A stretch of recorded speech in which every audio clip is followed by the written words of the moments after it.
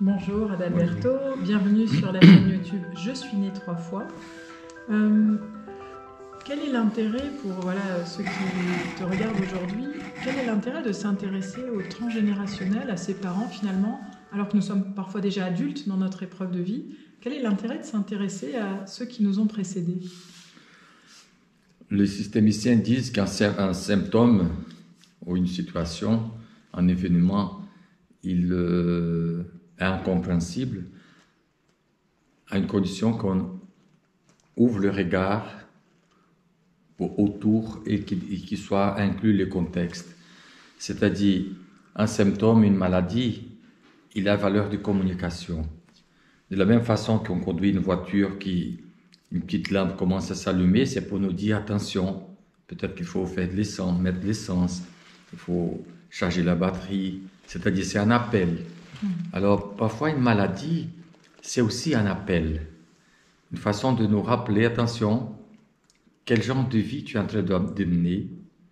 C'est-à-dire la guérison ne passe pas que pour mettre en silence le symptôme, pour éliminer les symptômes. Il faut décoder quel est le message qui est par derrière. Il y a le dicton qui dit « Celui qui regarde le doigt qui pointe une étoile ne verra jamais la grandeur de l'étoile ». Donc un symptôme, une maladie, c'est un doigt qui pointe pour une autre réalité. Et parfois, pour pouvoir comprendre ça, il faut qu'on aille dans le transgénérationnel, pour voir, parce que nous sommes une succession, nous nous héritons de nos parents, c'est pas seulement la couleur des yeux, ou du cheveu, ou de la peau. On apporte aussi des mémoires, beaucoup de traumas qui sont vécus dans le passé. S'il n'a pas été réglé, il appartient aux générations suivantes de dérégler. Et ça se fait par la conscience. C'est-à-dire, lorsque je comprends, et c'est comment de voir dans des familles, en toute génération, il y a un suicide, il y a ceci, il y a cela, et comment on peut comprendre, parfois, il y a eu un événement du passé qui n'a pas été réglé comme il fallait, et moi, comme j'en fais partie de ce passé, parce que je suis l'être vivant qui porte, c'est moi qui peux parfois porter les symptômes. Alors l'intérêt de voir dans le transgénérationnel, c'est pas donner du sens à ce qui se passe. C'est pour cela qu'on considère que toute guérison, elle est cosmique. Parce que lorsque je me guéris, je me soigne, je soigne mes ancêtres qui n'ont pas pu le faire, et je soigne mes descendants. C'est-à-dire, je me libère de quelque chose que mes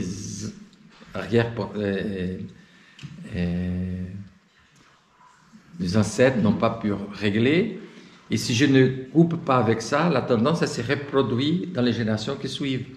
Donc, si on veut avoir une guérison cosmique, et je crois que toute guérison est cosmique, il faut voir que tout ce que lorsque je me guéris, je libère mes ancêtres, je libère mes descendants. Et c'est possible de guérir pour de vrai, vraiment, même si les parents sont morts? Oui, parce nous portons la mémoire.